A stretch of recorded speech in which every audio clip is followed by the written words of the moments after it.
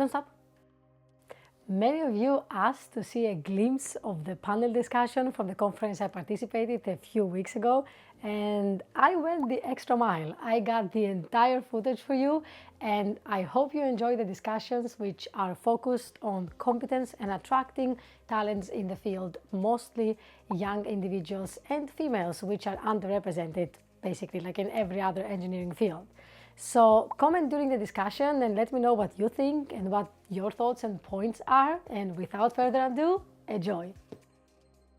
We have discussed during 3 days a lot of exciting projects that we are hopefully going to start, and a new wave of nuclear power, and not only nuclear power, you could say general an energy transition that we are facing, as mentioned before, to addressing climate change. And to make sure that the globe is giving to our children and grandchildren, at least not in a worse shape than we received it. So this is part of the issue, of course, how we address climate change, where energy is a key issue. And the question, of course, who is going to do that? My name is Ramon Wies. I'm a retired professor from KTH in nuclear physics. I got a little bit of a second life here in Oskarshamn. And you noticed maybe on the screen here there is an organization called CNETO. And what does it stand for? It's actually Center for New Energy Technology Oskarshamn. And it's a platform that was started 2021, 3 years ago, to bring together academia, the public sector, that means the municipality of Oskarshamn, and the industry in the region, with the idea to promote what can we do in the energy sector to enhance innovation, education, research, and also bring forward issues of climate change. And of course, you're much welcome to join this center or this platform. And it is also through this platform that we discussed 3 years ago that maybe we should have a conference addressing these topics in Oskarshamn, where Oskarshamn has been the cradle of nuclear energy in Sweden. So we have an eminent panel here that is going to discuss, and the idea we thought is that we just go around the table, that we make short statement by each of the panelists, and then we try to have a discussion, and we welcome much you to join in and come with question and wave here. It's a little bit sometimes difficult to see, but I hope I see if someone is waving and want to enter the discussion. So let's start. I mean, I will introduce one at each time. So we start with Peter Lindhall from KSU, and actually he's the CEO of an organization that is in charge of training and in the nuclear sector. So please, Peter, start. Yeah, sure. Thank you. KSU is a training provider for all nuclear power plants in Sweden, mainly for training operators in the control room, but also other employees at the power plants. Since 2 years back, we are also training provider for General Electric's SMR, the X300, globally. I'm the CEO, and some of you since last night might refer to me as the bartender. I think that just a few words here in the beginning. A lot of times when you discuss resources, competence, and so on, it tends to be on the negative side, lack of resources, problems, hiring people, and so on. I think that we need to look at the future, because at KSU, as I said, we are also working with new nuclear, and it is a totally different situation. This is where it's easy to find people, really competent people. And since we have a lot of students here, I think that you have definitely picked the right industry to be at. Your future is very bright. Get shades. And yeah, I'll hand over to you. Okay, hi everybody. My name is Michelle Thun von Gyllenpalm, and I'm working at the Swedish association or organization called Confederation of Swedish Enterprise, Svenskt Näringsliv. It's a bit easier to say in Swedish.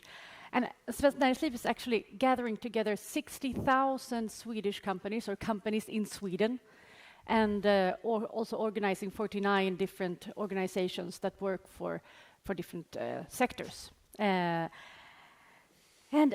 I mean, one of the most important things is, of course, to look at what is needed when it comes to competence now, today. So we were discussing yesterday and also today. I mean, we need to solve the question now. I mean, here we are in the nuclear industry. That is part of the energy industry. And the energy industry at large is in need of competence.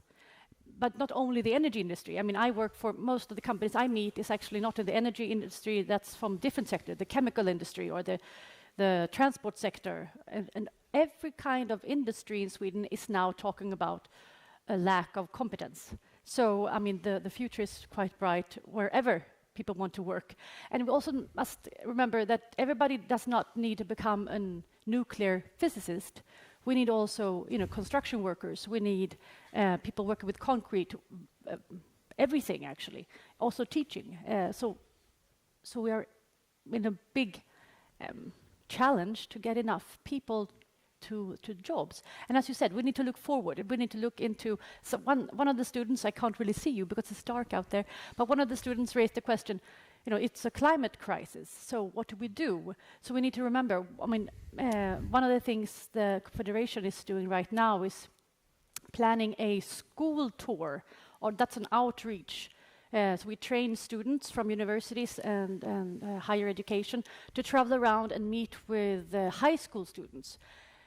I mean, especially those that go on more practical programs, for example, to try to inspire them. Because what we hear, the reports we get, not only us as parents, because I have teenagers at home, some of them are really depressed. I mean, what are you, the adults, doing to fix the climate change? So what the Confederation of Swedish Enterprise is trying to do is try to inspire, I mean, try to go out there through these well-trained students to inspire high school students to, I mean, where can you work? What can you do to be part of the solution? There's a bright future, as you said, Peter, but we need to take our responsibilities as adults wherever we work to show younger generations where is there a place for all of you, all of us, to solve this issue. And I was discussing with, I think, the visualizer down in the corner there, I think his name is Christian. Hey! Yes. We had a really good discussion yesterday, because when I saw his images, his visualizations, I was thinking about, wow, I mean, really, here we are sitting, I don't know, hundreds of people, and somehow connected to the nuclear industry, but what is actually everybody doing? I think we have not been successful in introducing all the exciting kind of jobs there is in the industry. So we were discussing, wow, maybe we can, design a book. I have a 6-year-old also, and he loves the book. How many of you have read the book Vad gör folk hela dagarna? And what is people actually doing all day? I think that's the name in English. Richard Scarry. I see some raised hands. Maybe not enough parents in here, but that's a really fantastic book explaining how things work. But they have not done that on the nuclear industry. So also just making sure that people actually understand, what do you actually do when you work in the nuclear industry? So maybe you can solve that. Yeah, of course. What do you actually do? Because I know that you work in a nuclear plant. Yes, that's true. But today I'm representing young generation. Please say your name also. Sorry. I'm Elias Moberg, and I live here in Oskarshamn, work for OKG. Elias was singing so well yesterday. We thought we need another representative in our panel, right? Thank you. So I'm going to say something about young generation.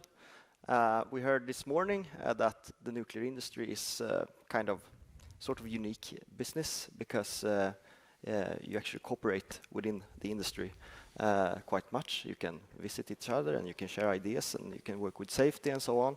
And young generation is a part of this sort of networking methods, if you may call it that. So this Tuesday we celebrated our 30 years. So in 1994 they started this network with the idea to give the young people a platform to meet and to interact and to create their own network, build their own careers, so to say. And this actually became a big Swedish export success amongst IKEA and ABBA and also young generation, because the next year later they spread to Europe and now it's spread to the whole world. So actually there are young generation networks globally. So if you are a young person working within the nuclear industry, you can meet in the canteen at your power plant. You can meet the other young people. You can also, we have in Sweden, we have annual conferences, and you can also travel to Europe and also internationally. So next week is, or in 2 weeks, there's a International Youth Nuclear Congress in Abu Dhabi, and you can go meet young people working within the industry. So this is a great opportunity, and there's also opportunity for students to attend this kind of events and to explore the nuclear business. You don't have to be an employee person. And I know that many in this room, maybe hands up, all of you who have attended the young generation once in your career. Quite a few. Quite a few. I know that there are great, and all of these people are still working within the nuclear industry. So like 100% are still here, you know. Yeah, it gives the opportunity for young people to learn, to meet, to learn from the older generations. That's one purpose also, to establish their own networks and to create a sense of belonging to something, and also to have party and sing and have fun, and it's great. It's fantastic. Yeah, maybe you want to introduce yourself. I mean, Yes. actually, he's a PhD student at KTH and also a famous YouTuber, right? Please. So my name is Elina Charatsidou, and I am 2-in-1 shampoo and conditioner, like Ramon said.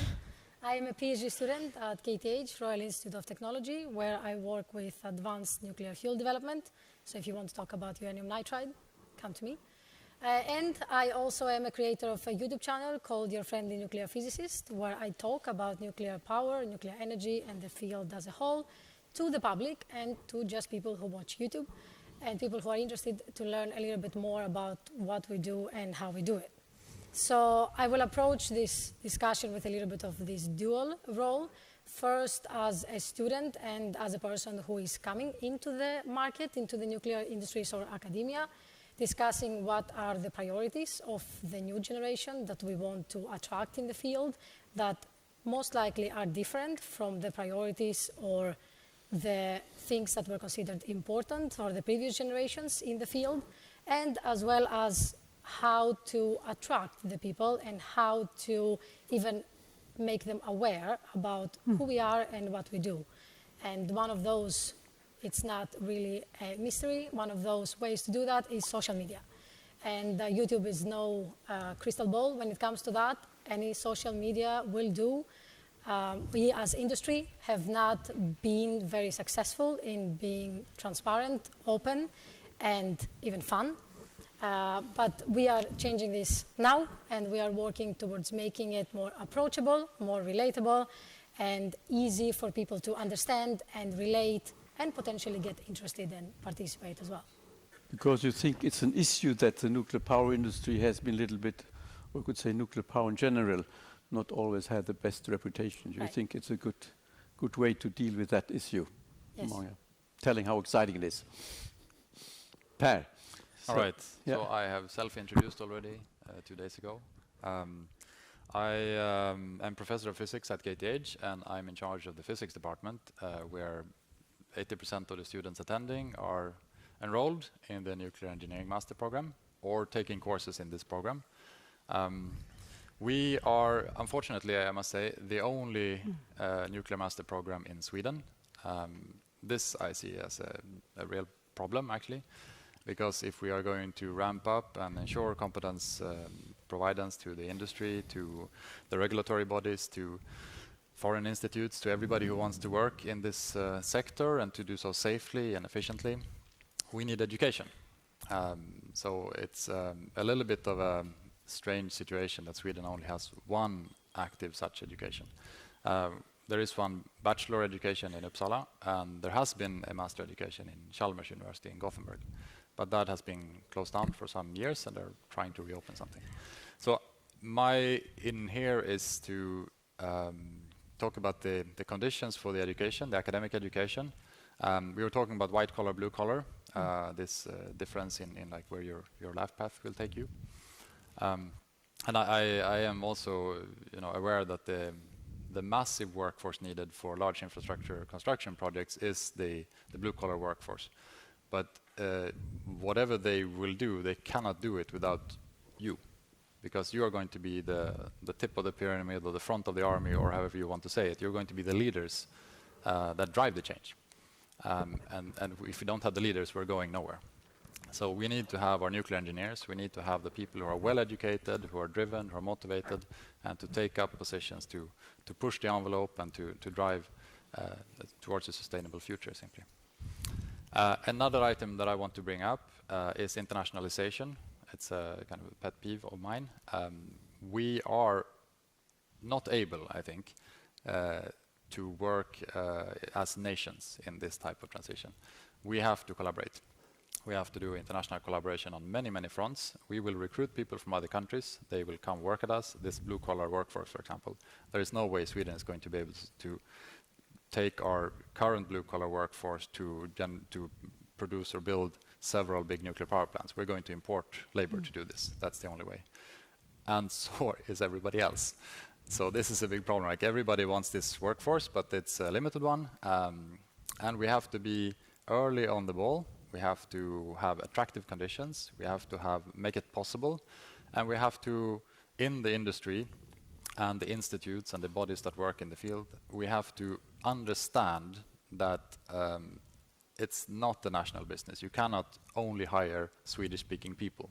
You can hire English-speaking people and then train them to speak Swedish so that they can work at several functions that may be where documentation has to be in the national language. But this, I think, is somewhere where there are a few very nice examples in Sweden where recruitment is open and international, and other companies and places of work where it's basically a no in the door if you don't speak Swedish or write Swedish fluently. I think this is something we really have to work with, and my two items. Per, can I continue on that? We noticed the importance of being international. KSU's been around for more than 50 years. It's totally Swedish. Everybody speaks Swedish until 2 years back when we began our international journey and providing training for SMRs. We have a large project in-house, and they're all talking English because it's international recruitment. So it is definitely important. Hear, hear. Yeah. And another thing, the ramping up.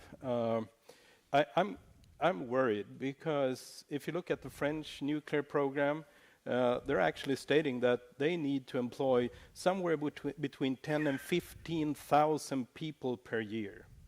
The UK program, something like 8,000 people per year. In Sweden, we don't even have a number. We don't know. When the time comes for us to ramp up, at least I would say from our side, from KSU side, we are ready to provide with international training center or national training center for Sweden. That's for sure. I think we have the experience right now. But there is one problem also. You mentioned it, and it's the blue collar situation. They are an important part of the supply chain.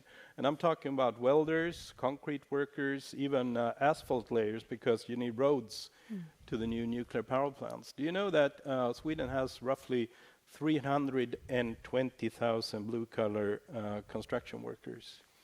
Roughly 100,000 of them are not from Sweden.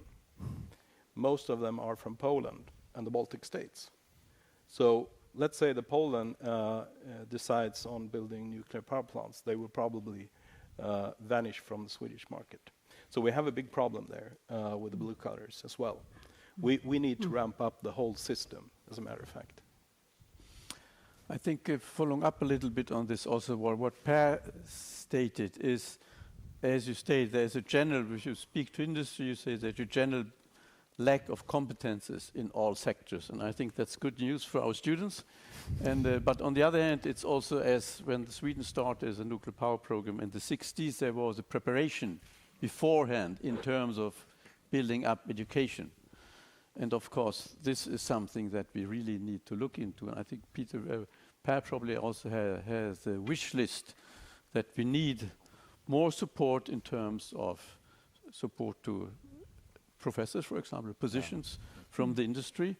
I think that's a key that, and maybe we could even make a statement here at this conference before closing. But the other point I want also follow up a little bit on this internationalization.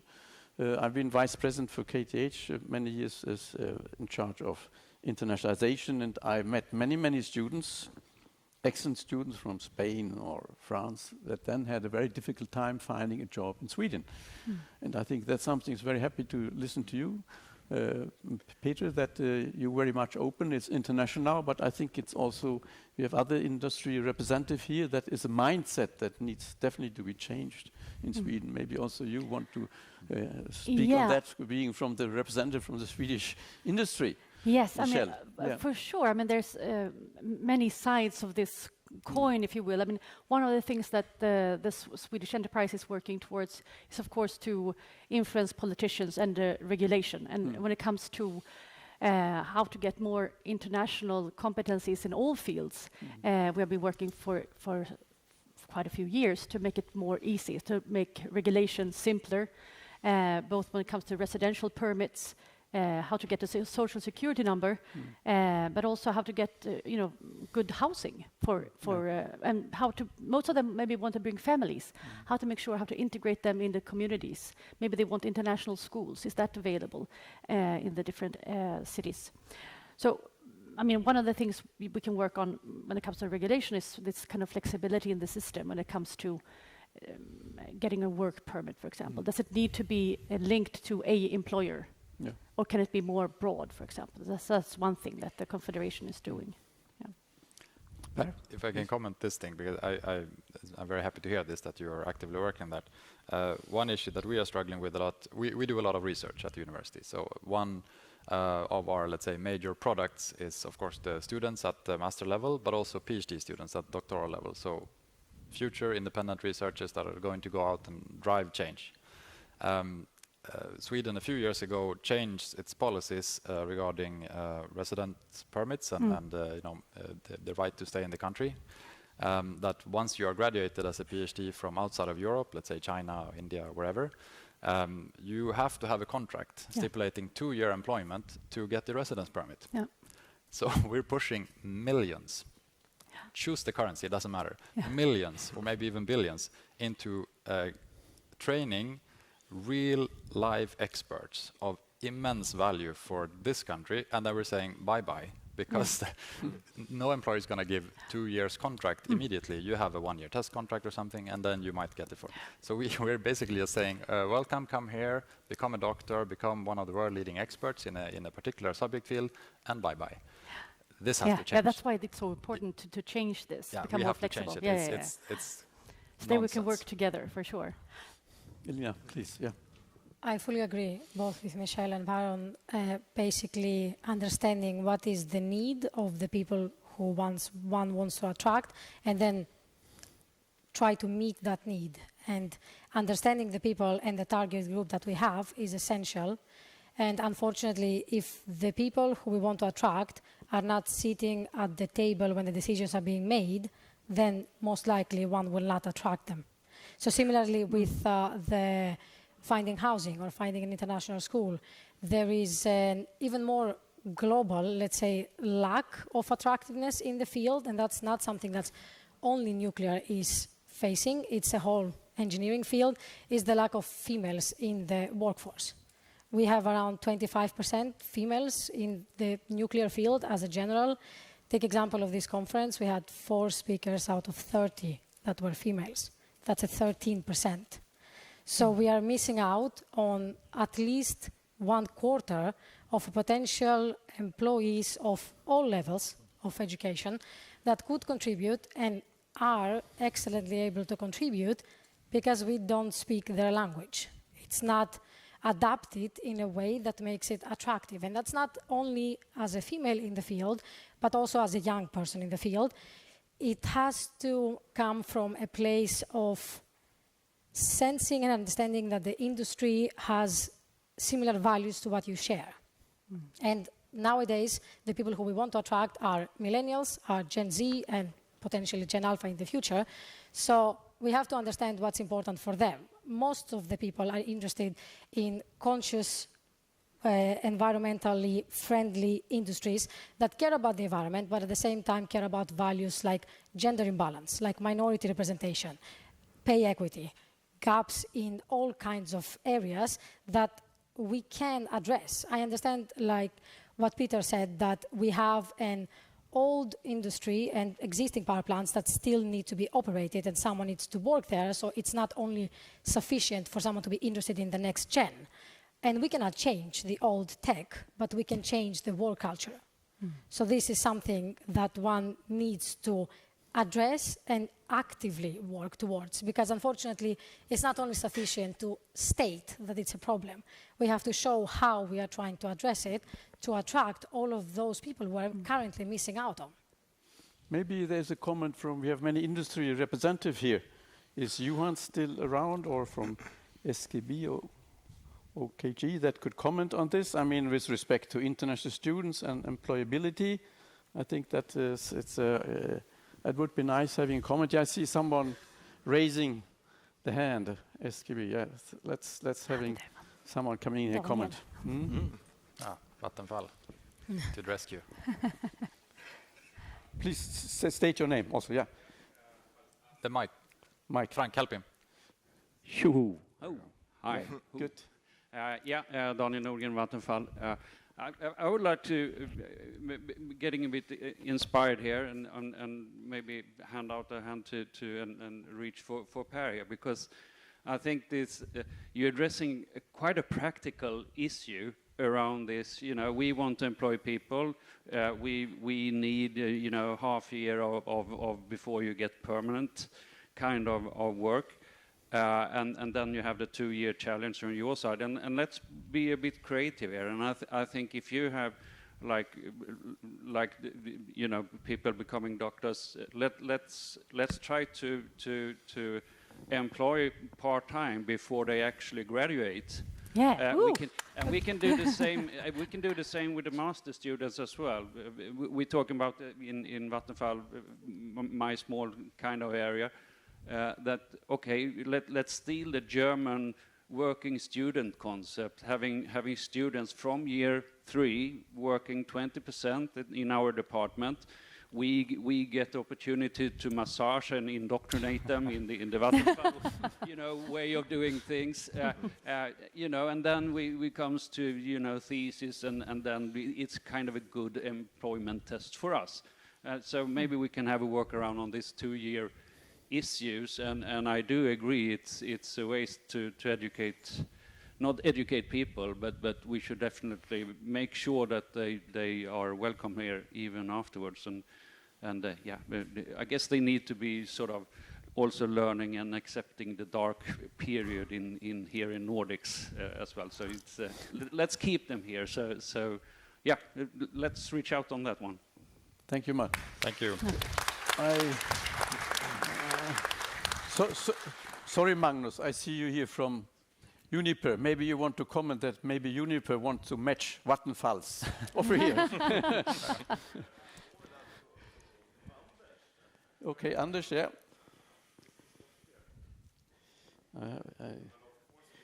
Take the microphone, please. Yeah. Thank you. Thank you. Of course, I agree with Daniel that it's very important to really take care of young students, and as a big company, we always searching for skilled persons and for different positions. So I really like. It's very interesting to listen to the audience here. So we will continue. It's a big job to do. Thank you. Okay, we will probably follow up on this point within the organization. Yes, maybe first I give Elias the word, and then Per, Please, yes, you want to comment on that, yeah? I could just give like a picture. We are in Young Generation. There are 7 member companies, some pending. After this week, some more pending requests to become member companies. But I don't know about all these technicalities about work permits, so. But I can just tell by looking at our annual conferences that we hold that from these 7 member companies, some are better and some are worse in recruiting people with various backgrounds. I won't give any names of companies, but some are better and some are worse. So there's work ongoing, and some have come further than others. So that's a challenge for the ones that feels. And you will help us in that. But I think maybe also, I mean, the situation is such that they are forced to change attitude somewhat if they want to survive, right? Yeah. Per, you want to comment? Say. It was a similar comment, but I was going to name names. Okay.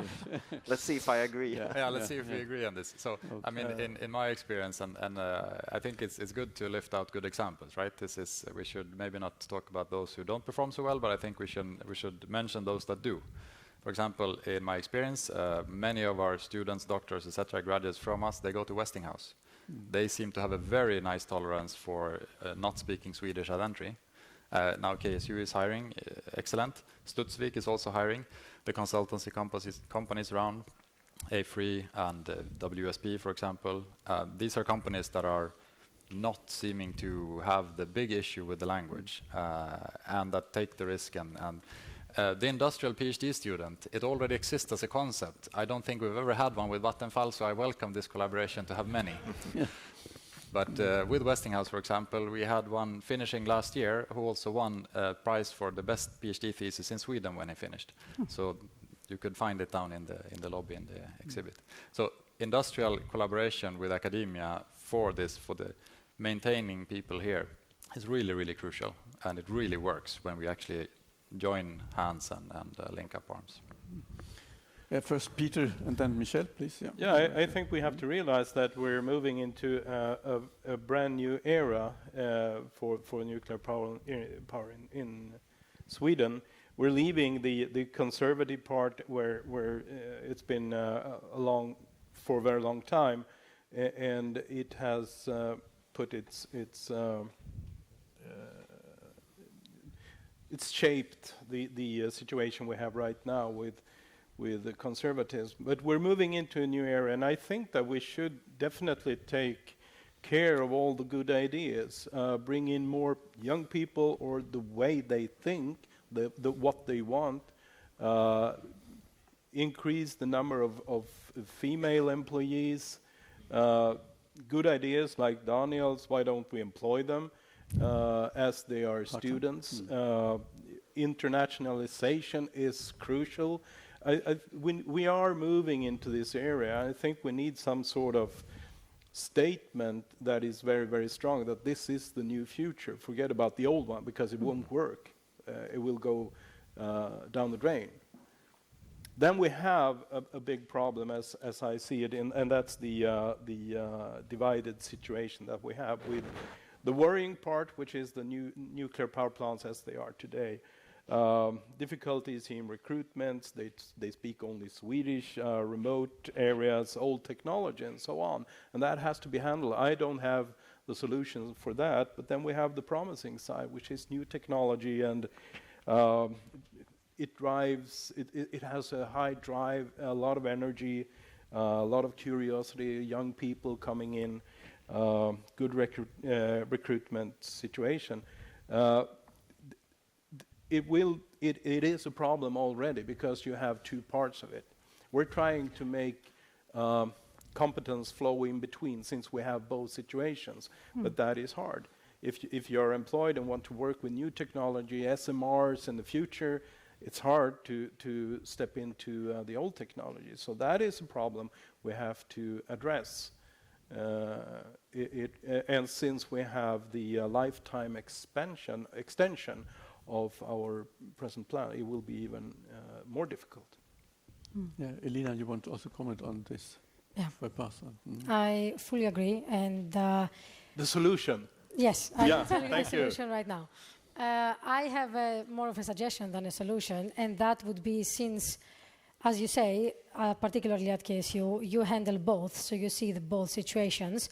So it is interesting to compare them and see what makes them different. What makes the new attractive versus the old? What makes it attractive is that there is so much talk, much more openness, much more transparency. There is a lot of startup companies, there is young people participating in it already, so it is relatable.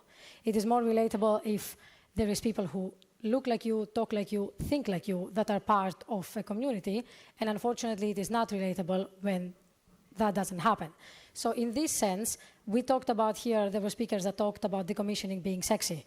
So we can use this concept and redefine what we mean with the old nuclear power plants and the decommissioning and all of that work in a way that it makes it interesting, attractive, and important.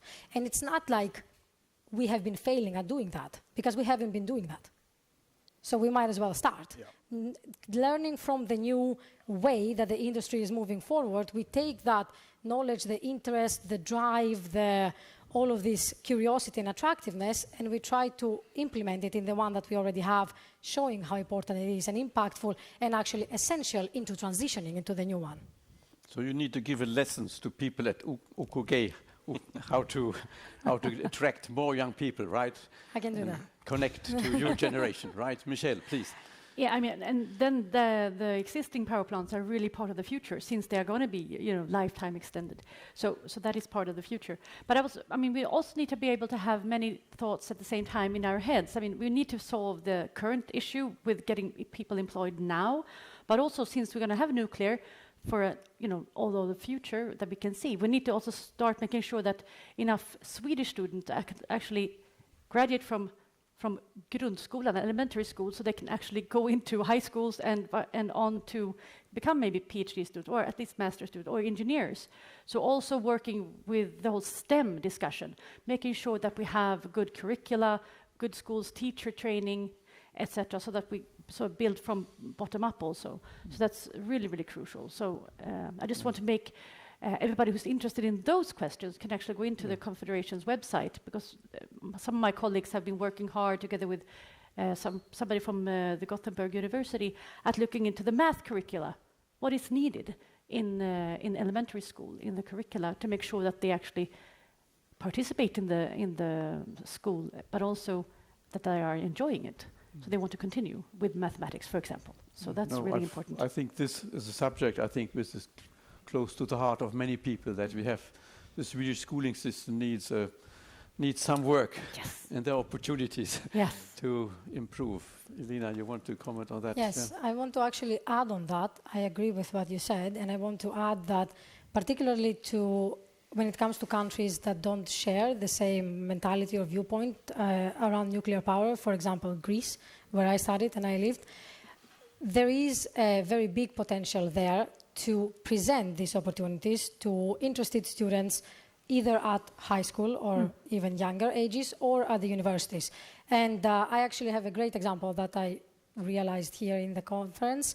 I give talks to a Greek university twice a year talking about the master's program that we have at KTH, just at the physics and engineering department. So everyone is just welcome to attend, to give a little bit of a perspective of what happens in Europe and what happens particularly in Sweden in terms of nuclear technology, since that doesn't exist as a profession or industry in Greece. And we actually have around 30 people who entered the master's program this year, and 3 are from the university that I had the conversation with and the presentation with. And that, if you think about it, it's not great, it's not very big numbers, but relatively it's 10% of the people who entered. And that is from a country that doesn't have nuclear technology. So this is also places that are interesting to attract people that don't have this kind of outlet, that are potentially interested in things that we can do in Sweden, or work that they can have here in Sweden that they don't have in their countries. So things like going to international fairs as a university, as industries, as students, or as employees, it is essential, and we can see that it's actually working. So we have to also look around and where we can find those minds that are interested that might not have an outlet in their country. If I maybe also could comment, I mean, how many students do examine now at KTH at the master level within that proficiency of nuclear and also PhD? It would maybe interesting for the audience to have some feeling, Right, because so that's all Sweden. Yeah. Yeah, basically, so that this is what we produce is what Sweden produces. So we have been ramping up quite aggressively the last 3 or 4 years. And there's both the number of applicants and the number of actual students that are taking the courses. I'm not going to say in the master, because that's one thing, but then we have a lot of double diploma programs. We have the European Master in Nuclear Engineering, and when we sum these up, that's kind of the program. So this year we're over 50 new students, so it's 53. 55-0. Yeah, 55. Last year it was 46 or 47, and the year before that was 39. So this is growing quite rapidly. But a very important addition to this, I think, is that last year the number of applicants to the master program that then took in like 18 students was 126, and this year was 251. So the level of you students here and your peers at KTH in the program is very, very high, because you passed a quite difficult threshold to get accepted. And we are very happy about that, because the more applicants we get, the more we can actually accept, but we're also bound by rules from the university and the government about how many we can train. And then at the research level, at PhD student level, we are ramping up quite aggressively in recent years. It has been difficult for us to find research funding in the nuclear field, because it has been a kind of a disallowed field in Sweden, in a sense. We have been getting mostly research funding from Europe, from Euratom, the Euratom program. But in the last 5 years, essentially, this has changed. So both the last government, who actually changed the regulation letter for the Energy Agency to allow not only renewable energy, but fossil-free energy, and the current government that is actually also advancing and putting in more money into this agency and to the Radiation Safety Agency. That leads to a lot of new doctoral students. So we are growing at a quite aggressive pace at the moment. And now we're going to come back to what you started with in relation to us, is that the threshold or the bottleneck now is the number of professors who can actually apply for this funding, teach the students, work with the education program, do all of the administrative work, and supervise research projects. We are something of a breaking point at the moment. So that's where we need long-term support from the government to actually be able to open more professorships, or from industry. The only master science program at the engineering level in Sweden is not sustainable in terms of support at the teacher's level. Yes, exactly. Yeah, it's quite sensitive, because we are quite few who actually maintain this program. And if there is an industrial boom, let's say 3 professors are hired into industry suddenly. Okay, that was striking the legs from under the table, so to speak. So we need to have like a serious discussion about this, and we hope for interesting news in the research proposition coming out, that maybe something will actually happen. Peter? Just a little bit about actually the salary level in order to attract. Right now, the situation in Swedish nuclear power plants is it's really difficult to find people. If you want to employ a shift manager or an operator or something, you're lucky if you have 1 or 2 applicants to each job. That's the situation. The reason why I mention salary is that right now we construct the training, the classes, the courses and everything for the X300, the General Electric Hitachi SMR, and it will be deployed in Canada for OPG, Ontario Power Group. In discussion with them regarding the possibility to employ people, they told me that they have a totally different problem. When they try to find somebody, they have thousands of applicants to each job. I don't know, Mrs. Veris, if you want to comment on that, but is that correct?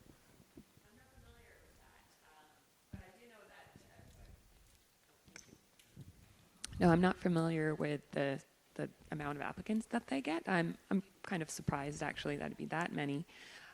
In general, in Canada, everybody wants resources. The regulator, we want some. The utilities want some. The design companies want them. So everybody, in a way, is fighting over them. That's my perspective. It was a person from Bruce Power that informed me about this. And I asked him, how come? And he said, it's salary. That's what it's about.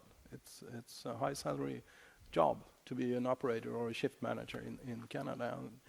I'm not saying that we should try to get as far as that, but I think that we have to consider the salaries as well for the future. How about that, students? Yeah. Are there comments? I mean, we have from some of the audience here, please. Ylva is your name, right? Yes. I think I heard it before. Please state your name and where you're from. Okay, yeah. So my name is Ylva, and I'm from KTH, a student.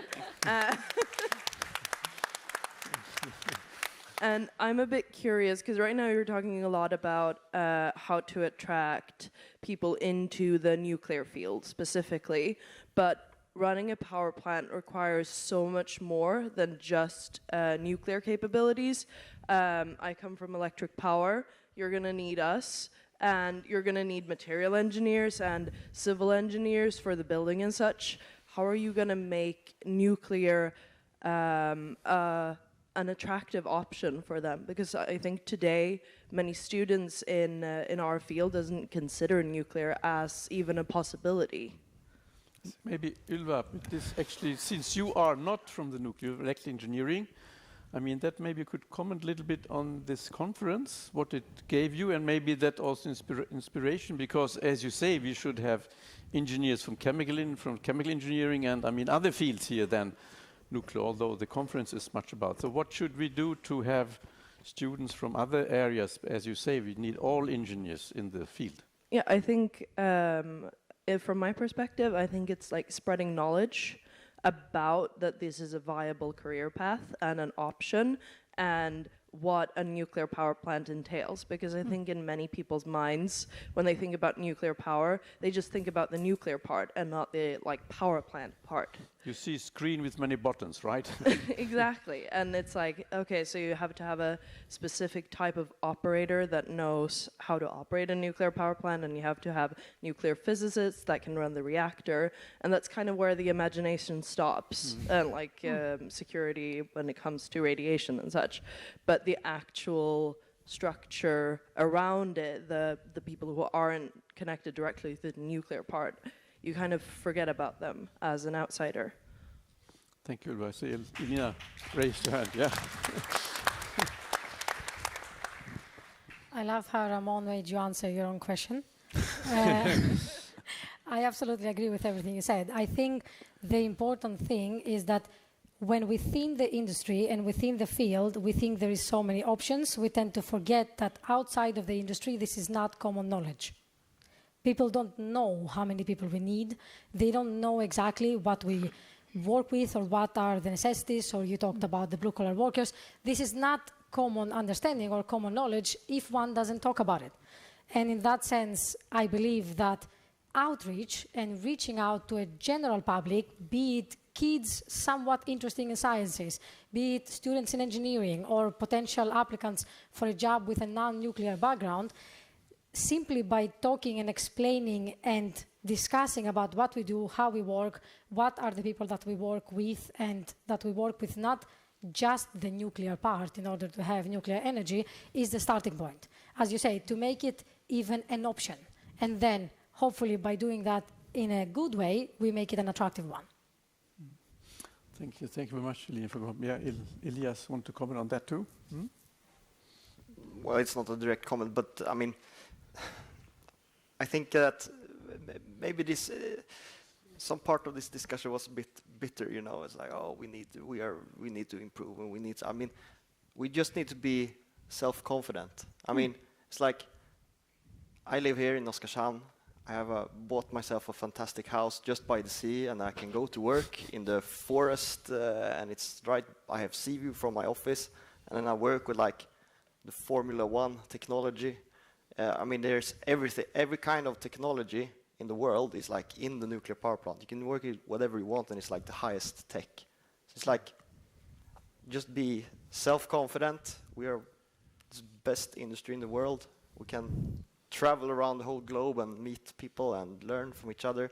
And then you just I mean, that's up to the communication directors like Teresa. It's like, just tell that it's, this is, just tell the story. I mean, do it like Jarmo did it yesterday. I've been to TVO 3 times. It's like, if you build a new reactor, then you will automatically have everything. we need to work, if we're not building anything, then we need to work a bit more on the communication stuff maybe. But I mean, if you do this big project, I think quite many things will just fall out by themselves. But just, I mean, be confident and keep partying and join the young generation and whatever. I mean, and you look quite confident, I must say. Yeah, but Elina, you want to comment on that too, or? I have a direct comment to that, not an indirect one.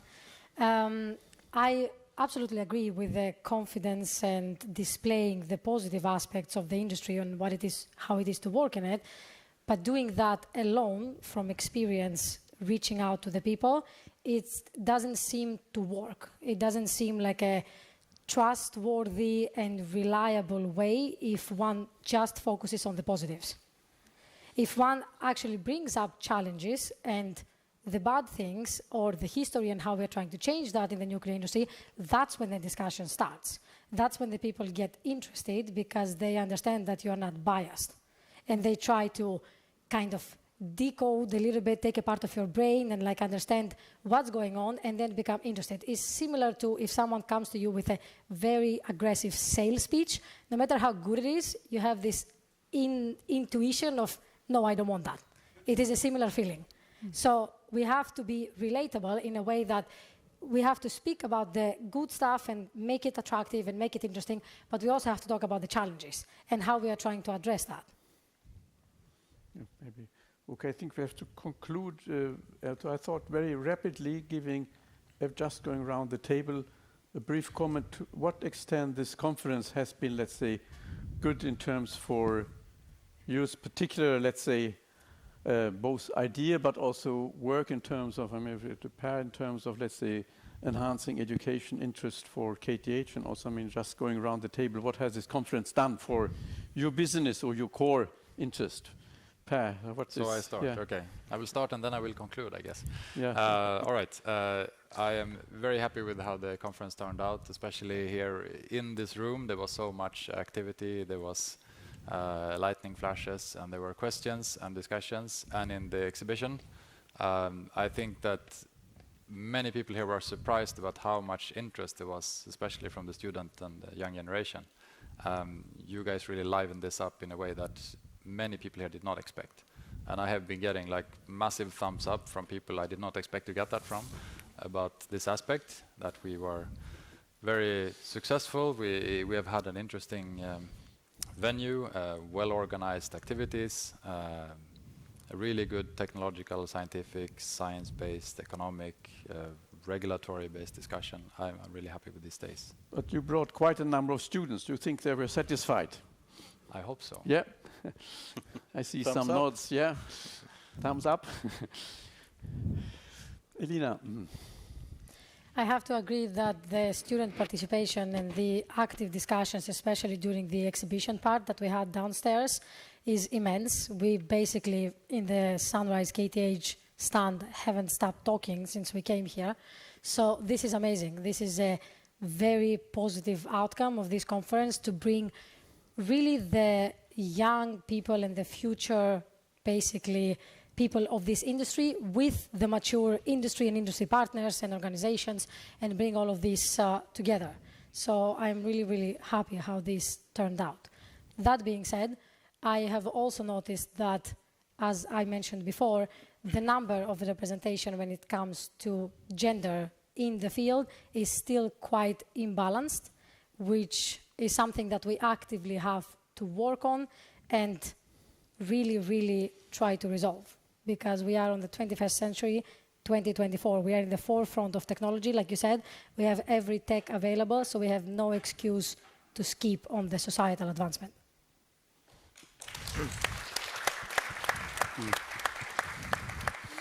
Well, Elias, you work at OKG. So what is, and of course, beside being young, part of a young generation, how was it the conference in terms of promoting your interest or inspiring you? Well, it's always inspiring to see this this joint venture between KTH and Oskarshamn and how it's smoothly running. And I thought that why not throw in young generation in this mix also. So we had a great party this Tuesday, and many of the attendees also wanted to come to this conference. So, I mean, it feels like we're doing something together, and we met a lot of people, I think. And, well, it's always great to be at conferences and share knowledge, and that's how you, I think that's how you learn fast.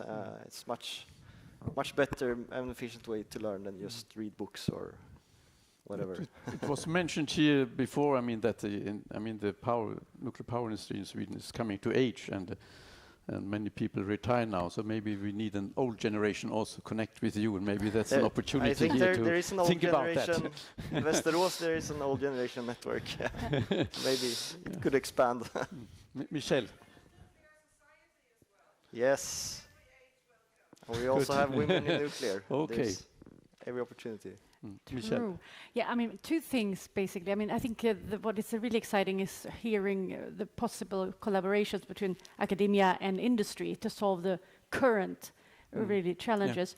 But also I would like to challenge the organizers to, I mean, more women, of course, but also this topic should be the first day when most of the people are here from the companies. I mean, the industry representative needs to hear and be part of the discussion about future competence. That's maybe an improvement for next year. So it's good to see that Uniper and Vattenfall is here, but it should have been more of the forefront. So maybe, I mean, because the technical aspects are of course important, but that seems to be solving itself. But this is a problem that we don't really see the solution of yet. Good suggestion. Yeah. And I think Peter is also good for meeting other companies here, isn't it? For your company. Oh, definitely. This is an awesome gathering. Last conference 2 years ago, General Electric was on stage and announced that they had chosen KSU as their training provider globally. That was a huge step for us. And actually, during this conference, we've had quite a lot of discussions with OSGE, the companies representing Poland. And we haven't signed anything with them yet, but there will be a little statement on LinkedIn within an hour from now. They wanted us to finish the conference first. So we will continue with them, and if we will set up our business in Warsaw, it will make our company grow by 30% per year for the last 10 years, coming 10 years. So it's huge. And we still can buy shares there in Kosovo? No, it's unfortunately it's owned by the three nuclear power plants in Sweden. Yeah. You have to talk to them. Okay. Yeah. Well, I think the point was made here. I was mentioning at the beginning that maybe one should make a statement about education. I mean, the issue of competence, that maybe the organizers could, I'm part of the organizers, we have at least 2 representatives here that we could think about it from the conference. I think there is quite a positive spirit about thinking and making a statement from the conference, because it's a key issue for the, let's say, growth of this sector. And please, Per, you are now, I give the word to you, and make your concluding remark, please. Okay, so I will stand up for this. So I think we can all agree that, no, I should shut up. And We would like to, as behalf of the program committee of the conference, we would like to thank our chair of the conference, Per. Thank you. Oh. We will thank you for what you have done, for what you are doing, and we are looking forward for everything you will do. Thank you very much. Thank you so much. Thank you. Okay. So with this very comfortable gift in my hand, am I in the way? I will just go stand over here, so I'm not in the way of you. Oh, come on. It's very pretty. Thank you to this panel on the competence insurance. Thank you to all the speakers that we've had during this exciting 3 days. But first and foremost, and really most importantly, thank you to all of you in the audience who have participated, also the online participation. This has been quite exciting. I'm very, very happy with how the conference turned out. We did work with gender inclusion in the invitations we sent out. I just want to comment this, that we really, really made an effort, but many of the female business leaders or institute representatives that we invited, they sent a guy instead. So maybe that's a take home for the industry, that we need to think about this, all of us. I think that it was a massive success to have all you students here. I really want to drive that home.